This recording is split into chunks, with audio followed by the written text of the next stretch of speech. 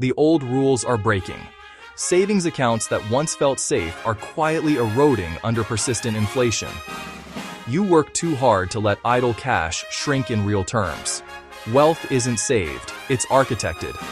Brick by brick, decision by decision, with a blueprint that compounds time, ownership, and control. Welcome to the 2026 Equity Blueprint. Ownership Control.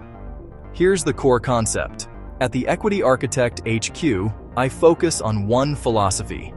True wealth is the product of ownership, of assets, systems, and decision rights, organized in a long-term structure. Assets, systems, decision rights. Not trends, not impulse. A blueprint. A blueprint is not a hot tip, it's a hierarchy. It defines what you own, why you own it, how long you intend to hold, and how each piece connects to the next. It turns randomness into process. Think about equity the way architects think about load-bearing walls. Ownership in productive enterprises. Public markets, private companies, real estate, intellectual property. These are the structural elements. Liquidity, insurance, cash management are the safety systems. Taxes. When I say equity, I'm talking about claims on cash flows and growth, assets that work while you sleep. Inflation punishes consumers and rewards owners. If your capital sits still, someone else's capital is compounding over you. The Equity Architect HQ philosophy is calm, boring on purpose, and relentlessly repeatable.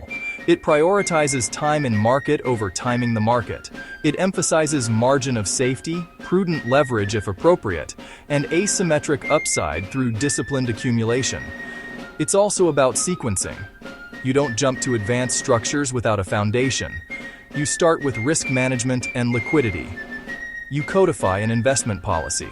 Your rules for allocating to equities, alternatives, and cash, so emotion doesn't vote during volatility. Equities, alternatives, cash. Then you layer in tax-aware systems, entity protection, and cash-flowing ownership that scales with your earning years. Now the blueprint. Step 1. Stabilize the base. I maintain a true liquidity reserve. Opportunity cash, not dead cash, tiered across high-yield transaction accounts and short-duration, high-quality instruments. It's there to buy when prices are dislocated and to prevent forced selling. Step 2. Define the ownership mandate. Convert from consumer mindset to owner mindset. Every dollar must either acquire productive equity or enhance your capacity to acquire more. That means systematic contributions into broad, low-cost equity exposures for durability, combined with targeted ownership. Select business interests, cash-flowing real estate, or specialized alternatives, where I have an edge or expertise. Step 3. Tax architecture. I align accounts, entities, and cash flows to minimize drag and maximize compounding. Asset location matters. Qualified accounts for tax-inefficient holdings. Tax advantage structures where appropriate. Step 4. Cash flow choreography. I want assets that pay me to hold them.